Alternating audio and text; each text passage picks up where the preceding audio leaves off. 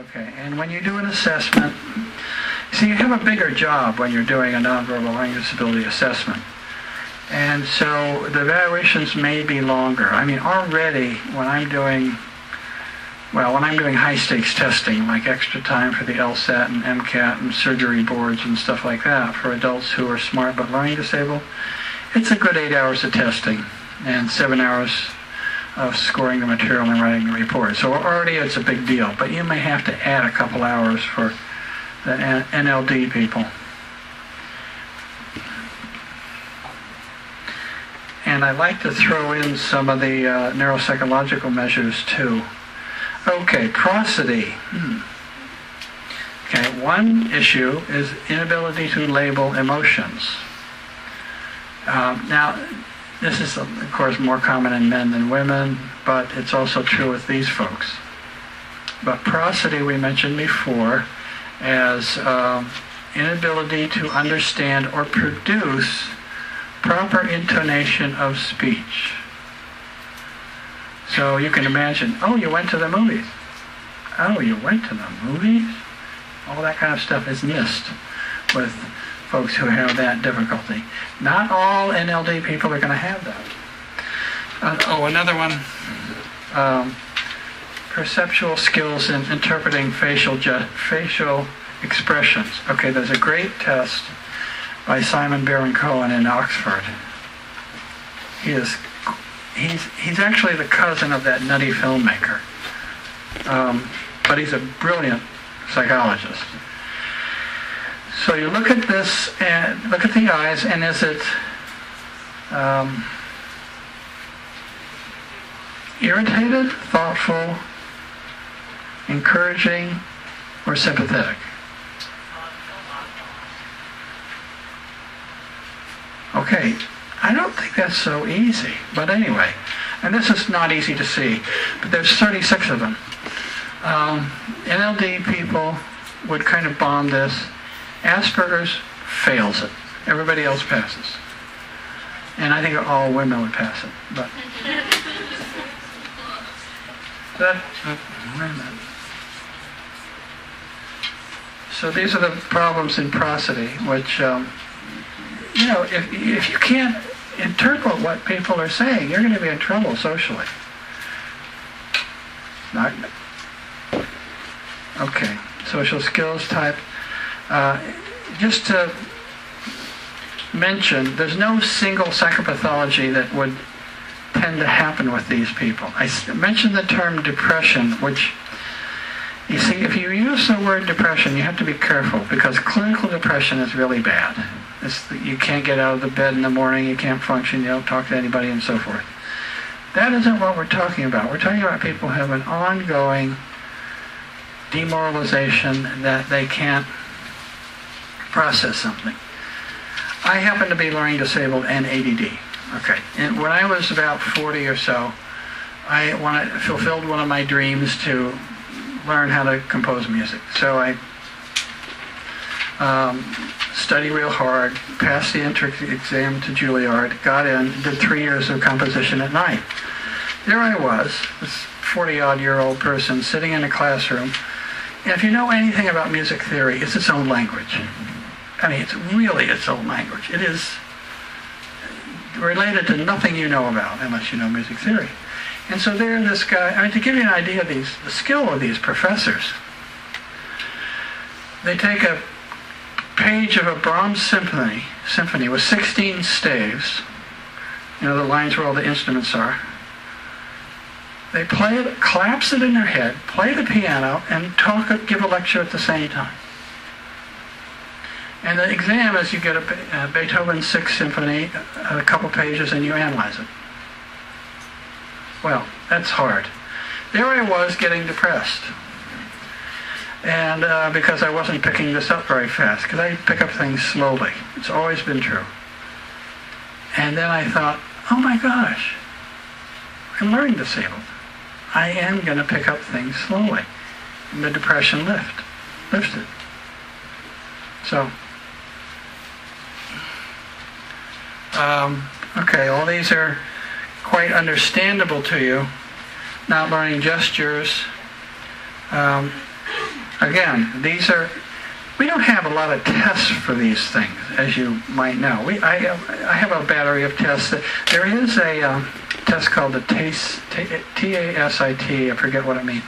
It's films of people who are interacting with other people, and they're using irony, paradox, and those kinds of social processes, and you score them as to whether the patient gets it or not. I don't think it goes down to kids. It might go down to like 16 years old. And so there sometimes are tests. They're not necessarily very good. Probably your clinical working with people is better.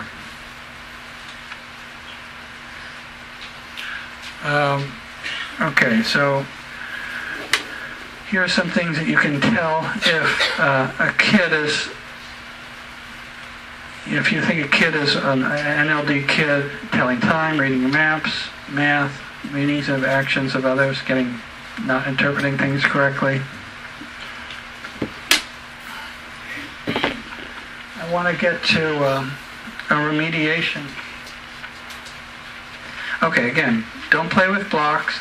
With these kind of kids, they don't play with blocks, not good at discriminating shapes, trouble with spatial and numerical relationships, right posterior, again. And we discussed a little bit why depression. And it could be because their brain isn't working and they have an emotional, biological depression. It could be because they can't think their way out of a paper bag, and they get demoralized. Whenever I say that to one of these people, 9 times out of 10, they say, yes, that's it. It's demoralization. It's not really depression.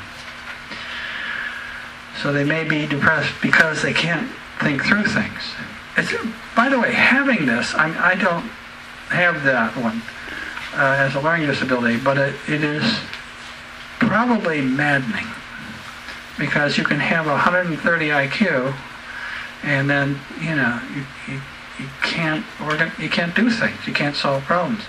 Very often they get bureaucratic kind of jobs or things that you can schedule, and they develop their own little systems of doing things. And probably when I go over the test results of this current client I'm thinking of, probably a depression will lift. Oh, and by the way, medication doesn't work. Not a big surprise. It's not depression the way you think about it. It's something else. And so if it's a wiring thing in your brain, medication isn't going to fix that. But can you fix the wiring? I did it. Now, what I'm going to do is go over the Rourke model of remediation of nonverbal learning disabilities. And as I have said in previous discussions, nonverbal learning disabilities are unique. Unlike a reading disability, nonverbal learning disability can look like many different kinds depending on the person. So, the Rourke model is that there are certain primary neuropsychological deficits, and there's poor attention in paying attention to issues that the person is weak in. And because they avoid what is their weakness, they are not able to practice the skills that are necessary to improve the problem, and this exaggerates it. So, for example, if somebody is weak in math, which is often true for nonverbal learning disability folks, they will avoid doing math, and they can't build their skills in this area. So the rich get richer and the poor get poorer. Now, as far as Byron Rourke's treatment program for nonverbal learning disabilities, he has the following way to go about it. And really, this should be best done with a professional who is familiar with this kind of thing. You want to observe the patient's behavior closely, especially in novel or complex situations. So they should keep a journal or a diary of the things that snag them up. And the therapist needs to develop a realistic attitude in what they can obtain. So if a person is really bad in a certain skill, you don't have them do something very advanced. You do something that's one step. This is often where people get messed up. They'll try to do something too difficult for them. It might be easier for somebody else, but they need to go step by step. And so you help them develop a systematic, step-by-step way of going about that particular problem. And you keep track of how they're doing at this. Then you encourage the person to describe in detail the events that are going on in his life and keep a log of it so you can try to get a better sense of what the problems are, and so you can develop other strategies. Now, in another part of this website, there's a two-color journal method where you keep track of events in one color ink and then you put in the corrective in another color. And so that you can find at another point in the website. Okay. Now, then you teach the person appropriate strategies. This is item number 5 in the website, in the slide. Teach the person strategies for dealing with that particular situation. And they might have a hard time coming up with it, so the therapist needs to step in there. And then you encourage generalization. So, for example, you want to apply the skill that you're dealing with to other situations right away and teach them to generalize from across situations.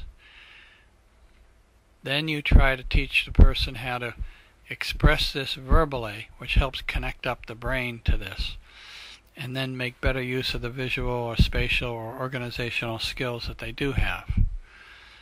And then you want to, all the way along, you want to teach the person to interpret visual information when it competes with auditory information. So you want them to pay attention to, let's say, gestures or facial expressions or the sound of a person's emotional qualities of their voice, which we call prosody. Then you teach them the appropriate nonverbal behavior, like how to use gestures to express themselves, and then you try to get them to bring this into their interactions with their colleagues, with their peers. So you also want to encourage them to explore different activities, try things, with the idea that, they may not be successful at systematic exploration of activities. They may not be as good as their peers in doing new things, but it's still important to try to do that. And then you give them age-appropriate aids so they can reach their goals, and try to gain insight into the situations that help them with activities or events or situations that are potentially troublesome.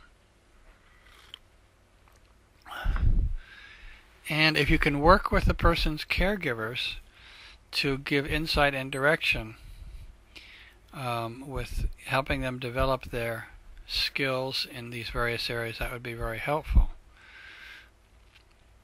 So,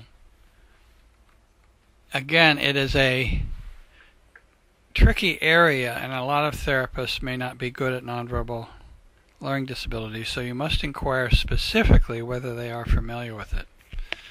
Okay, thanks. I had an investigative journalist who covered South American political leaders. I did a neuropsych evaluation on him and found out monstrous IQ, 140 IQ. But he had a nonverbal learning disability. And he was going through medications for a decade with a very good psychopharmacologist, a real good one. And so she sent him to me. She says, "Larry, I need a neuropsych. Something's wrong with this guy." Turned out he was a nonverbal learning disability. We have a man creeping up here. Are we supposed to do something? Louder. Wow. Anyway, so this guy... Better? Okay. That's that. This guy wanted to understand the gestures of South American political leaders, who I guess use their hands a lot. And he wasn't able to do it, but he wanted to cover these stories. So what I did was, I did neurofeedback at the right parietal area. I tuned up that area of the brain and brought it more energy and blood flow into that area, giving it more capacity. And then while I was doing the neurofeedback, training that area up, I gave him visual puzzles. There are these books where there's a difference between this picture, and there are 7 changes. By the way, these aren't easy. And so what you do, while you're turning the brain up, which I'm provoking the dysfunction because I'm giving him stimuli that's hard for him, and I'm training his brain to be normal, he has to go through this exercise. And so he's given these exercises, and after about 40 sessions, in fact, his brain got tuned up, and he was able to cover his journalistic assignment. But what was so interesting about this is that he came in one time and he said, when I left here, I could organize my closet. Take my word for it, that was a big deal for him. These folks are going to be messies. They're needies and they're messies, and he was a messie. And then a few weeks after that, he came in and said, he said, I enjoy the emotions of classical music more.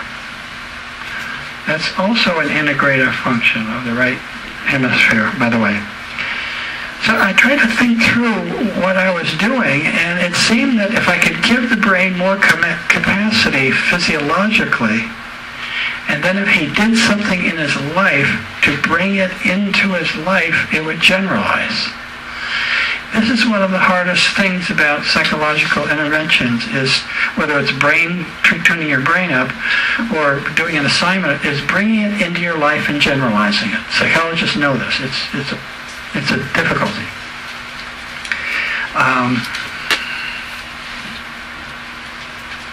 I had a graphic artist. See, you wouldn't think a nonverbal learning disability person is a graphic artist. If you saw her work, you'd say, this is a very talented person. She did beautiful work. But when she looked at a spreadsheet, she had a panic attack. Look at the spreadsheet, she just fell apart. She had to do it because of a business plan she was writing. So the remedial strategy was to, graphic artists are people who know how to paint. So I said, we're going to paint a room, and you have 2 gallons of paint with 500 square feet each, and we're going to do a 20 by 20 by 10 room. You have to take out the windows and the doors and calculate and go through all the calculations. And it was something she could relate to, which of course is what you try to do with your work. You try to say, what do you relate to? Let's weave in the principles that you need to learn in your as you get better. And after a while, she got over her phobia, and she could look at spreadsheets, and she could write her business plan. I had a doctor, and she was trained, just say this, she was well-trained, child psychiatrist, very well-trained. Fellowship at a fancy place, and so forth. There's some tests that we have in neuropsychology where you should be able to spontaneously form categories. She bombed on that. But IQ 135, very smart. And I told you about the Piagetian idea of learning by spatial stuff. So what I did is, since she lived on the Upper East Side, I figured she had 90 pairs of shoes. And she did. And I said, well, what I'd like you to do is I want you to practice arranging the shoes in different categories. Color, fancy or fancy event or a not fancy event, texture, things you want to give away, you want to keep but maybe give to a friend, donate to whatever place. And so she went through these different categorical things with objects that are this big.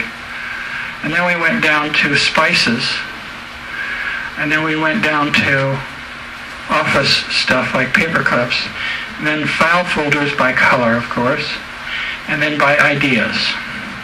And it turns out that, and it troubled me for a while, how do you get through medical school if you can't form categories? And she had a double of a time making case presentations, okay? You have to form categories for that. Anybody have an idea? How do you get through medical school? If you can't form categories. It's simple, actually. The categories are already there. You just have to memorize them. That's how she got through. But when it came through to doing something novel and reasoning something through, like making a case formulation, she couldn't do it. Anyway, went through this Piagetian kind of model of categorizing things, and it remediated her to such an extent that she went back. She actually could work. She couldn't work. This was pretty bad. And we got her back to work, and she's decent, earns her living and everything. Okay, so it's time for you to tell me about all your cool remedial strategies. Come on, be brave. Yeah, go ahead. Oh, okay. I was just thinking, because I came because I have a child who's been diagnosed with this, and I had no idea. But the more you talk about it, all the Where's Waldo books. Where's Waldo books, okay? And why would you pick that? Okay. Because in the Where's Waldo book, you have to find all these different things. Okay, Where's Waldo? You have to find visual details and stuff like that? In these enormous... Oh, I see. So it's picking out visual details, it's visual processing. So is that what the books are about? They're all called Where. It's a whole series. Where's, I've heard of Where's Waldo. I don't happen to own any, but I will think about it. Yeah. What?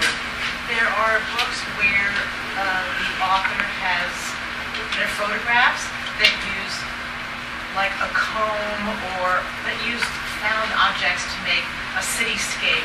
I see. Yeah, that's right. There are these kind of visual puzzle things where, what is this? Some of them are what they're supposed to be, but I've seen those, and they're I have a bunch of those puzzles too that I will give people with this problem. I'll give them that thing and do the neurofeedback, and it tends to correct it. So those good. I would like to find those. If you know of how to get a hold of those visual puzzle books, email me. Okay. They're on Spy, I think. But they actually made a calendar out of it. I'll look it up. Yeah. Oh yeah. One of my students had a lot of trouble pressing all the visual information on a biology text page because a lot of diagrams. She cut a hole in a piece of paper and cardboard to isolate complex visual thing like anatomy. I had somebody who was in medical school, but he couldn't do anatomy, and I don't know if he made it. It can be real tricky. But cutting a card and blocking out some stimuli and trying to process it. Very often these people will code it verbally. They'll say, that this part is in front of this part, and they'll code it verbally because they can't process it visually. Yeah. This has to do with motivation. Motivation. I'm working with a student who's in 7th grade who does not necessarily read other people's feelings and is a little, he just slights them. Teachers, other kids, certainly has difficulty with space, etc. And it was going on at home as well as in school. So I was sort of racking my brains after a while. And what I finally came up with was I showed him emotional intelligence. He's extremely intelligent. And I You mean the Danny Goleman book? Exactly. And it says at the bottom of it that emotional intelligence is even a greater intelligence than IQs. So I said to him, things like, we read parts of it, empathy, etc. Is an intelligence. It's not just something that we're saying you should think about, but it is a form of intelligence and turn them around. Well, you're very lucky. What could happen is if you say this is emotional intelligence and it's an intelligence, the kid or somebody might say, well, then I'm a dummy. He didn't do that. Well, what he was doing is processing it with his left hemisphere, and it was kind of balancing him out. So that is sometimes what I'll do. I had a patient who had visual agnosia, which is not being able to notice. Your vision is okay, but you don't know what you see.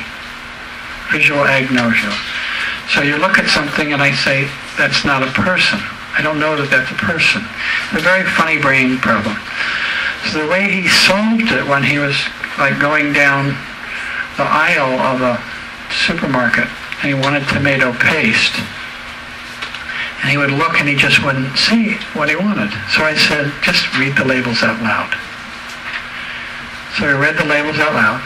Whole tomatoes, tomato sauce, chopped tomatoes, tomato paste. Oh, tomato paste.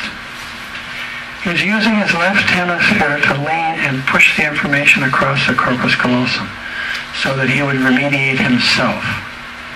It sounds odd, but I've had many brain damaged people do this, or they can't put things together. You know, assembling the grandson's, hobby horse or something. So I said, just talk out loud and put it together that way. This is the piece, and they don't think of it because it sounds so stupid. But you say, look, you're leaning on your left hemisphere to make the right hemisphere work. And if they don't have very bad brain damage, it'll work. Okay, questions? Or cool remedial techniques. Yeah. About the block thing. If the child has had a lot of early deprivation, so that they didn't have blocks to play with, and they didn't know how to do that, can you develop? Yeah. So if you would say they were deprived, and then so well, you know very well what a learning disability is as far as definition. They have to have had the opportunity to learn. So if they're deprived, then we don't know quite where they stand. My hunch is that they still would not have a nonverbal learning disability because they would probably catch up. Now, I just handed out a table. Now, I did this totally unscientifically. I just did it off the top of my head where I distinguished different measures that you would use, like reading, timed reading, phonological processing, so forth, with attention deficit disorder, learning disabilities, and NLD. It's a table that's being handed around. Where's my valet? Yeah, that's you. We're handing out, make sure everybody gets the single page. And I think this is kind of a cool table. And then on the reverse is something called a two-color journal. And this is how a person can remediate themselves, probably adults. Two-color journal is you think of a problem you have, let's say noticing feelings. Noticing feelings. And you focus your journal on that topic. You make an entry every day on how you did with that area. You write it in black ink. You leave it equal space to write something else later. The next day you write it in black ink, how you did that day, and particularly snags that you had. And then you go back and write in a corrective in green ink. So you write what you should have done. Let's say, paid more attention, spent more time looking at the person's face or their gestures. You put in the corrective in green ink. And you keep doing that. The themes will repeat themselves over and over again. Then every evening, you skim back the previous 7 days, but you read only the green ink. When you start getting good at noticing feelings, we do it with ADD and impulsivity and all kinds, whatever the problem is, being late and so forth. when you start getting good at something, then you write that down in green ink. So the green ink, now think of what this is. This is a prosthetic of your consciousness within your own ecology and your own judgment. There are people who've done this exercise, the two-color journal has changed their lives. And they don't need me, but if you found a therapist to work with who understands your issues, it'll really be very helpful. And so you keep track of your own issues, because what's the problem with a lot of ADD and learning disabled people? They keep forgetting what they need to work on. So what's the prosthetic of that? A journal. So it's fairly simple. And there's some other ideas on that sheet that there is no systematic definition as there is in some brain injury batteries or in good learning disability evaluation. Are you coming to throw me out? Yeah, I'm sorry. Okay, I'm going to stop. But if you can go about your business, because that's what you want to do, and I'll stay here, and if anybody wants to.